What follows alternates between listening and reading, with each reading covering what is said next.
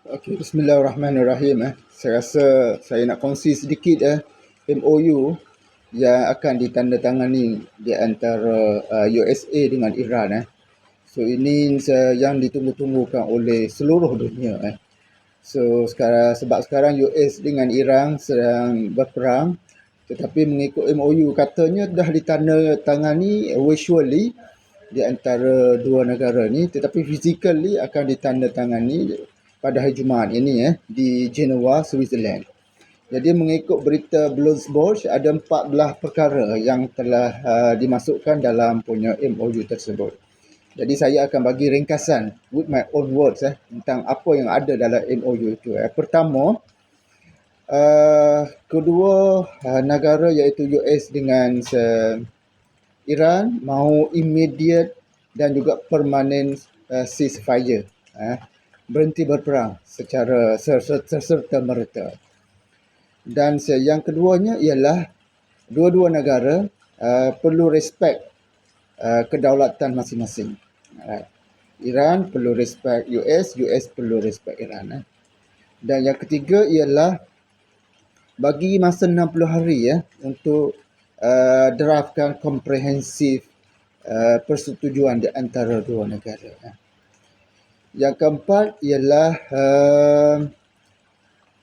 what we call US perlu cancel ataupun tamatkan blokade di Selat Hormuz.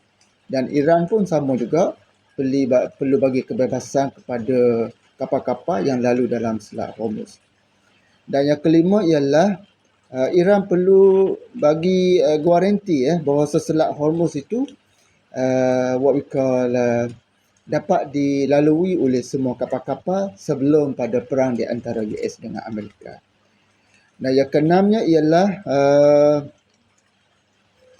pemulihan selepas berperang di Iran. Ini besar juga dan penting juga.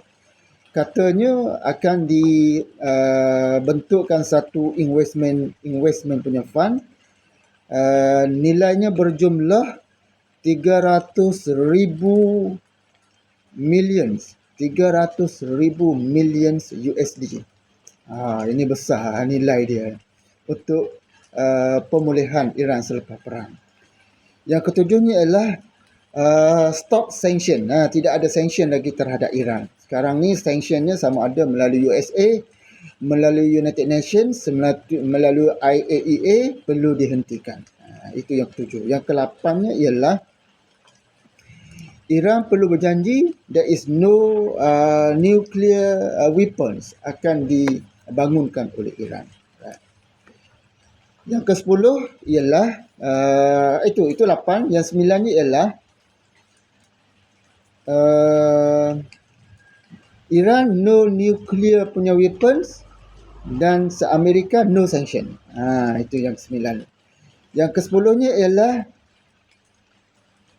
Iran boleh dibenarkan ekspor minyak ke luar negara secara bebas. Itu yang 10. Yang 11-nya ialah US perlu bertindak supaya riliskan harta-harta Iran yang kata dibekukan. Okey 11. Nombor 12, kena ada jawatan kuasa follow up sama ada negara US ataupun Iran merealisasikan perjanjian ini ataupun sebaliknya.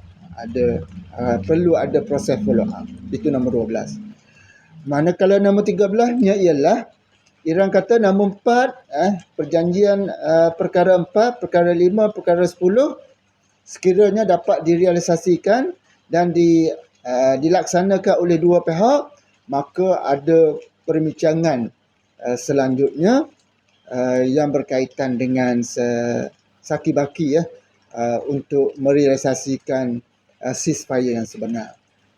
Manakala yang ke-14 yang terakhir, perjanjian ini perlu recognize, perlu diakui bukan hanya oleh USA juga oleh United Nations.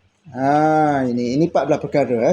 So baiklah kita tahu apa yang akan ditandatangani oleh dua-dua negara US dengan Iran walaupun Israel dia kata dia tidak terlibat dalam MOU ini, tetapi inilah perkara-perkara yang ditunggu oleh dunia.